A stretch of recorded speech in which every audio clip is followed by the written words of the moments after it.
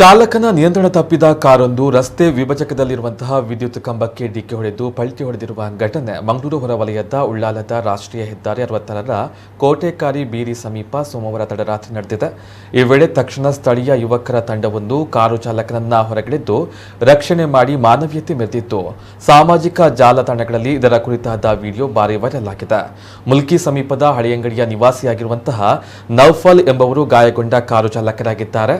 ಇವರು ತಲಪಾಡಿ ಕಡೆಯಿಂದ ಹಳೆಂಗಡಿಯತ್ತ ತೆರಳುವ ವೇಳೆ ಕಾರು ನಿಯಂತ್ರಣ ಕಳೆದುಕೊಂಡು ರಾಷ್ಟ್ರೀಯ ಹೆದ್ದಾರಿ ಬಳಿಯ ವಿಭಜಕ ಏರಿ ಬಳಿಕ ಪಕ್ಕದಲ್ಲಿ ಇದ್ದಂತಹ ವಿದ್ಯುತ್ ಕಂಬಕ್ಕೆ ಡಿಕ್ಕಿ ಹೊಡೆದಿದೆ. ಡಿಕ್ಕಿಯ ರಭಸಕ್ಕೆ ಕಾರು ಪಲ್ಟಿ ಹೊಡೆದು ಚಾಲಕ ಅದರೊಳಕ್ಕೆ ಸಿಲುಕಿಕೊಂಡಿದ್ರು. ತಕ್ಷಣ ಸ್ಥಳೀಯ ಯುವಕರ ತಂಡ ಸ್ಥಳಕ್ಕೆ ದೌಡಾಯಿಸಿ ಕಾರಿನ ಒಳಗಡೆ ಸಿಲುಕಿದ್ದ ನೌಫಲ್ನನ್ನ ಹೊರಗೆ ಎಳೆದು ಬೇರೆ ಕಾರಿನ ಮೂಲಕ ಆಸ್ಪತ್ರೆಗೆ ದಾಖಲು ಮಾಡಿದ್ದಾರೆ.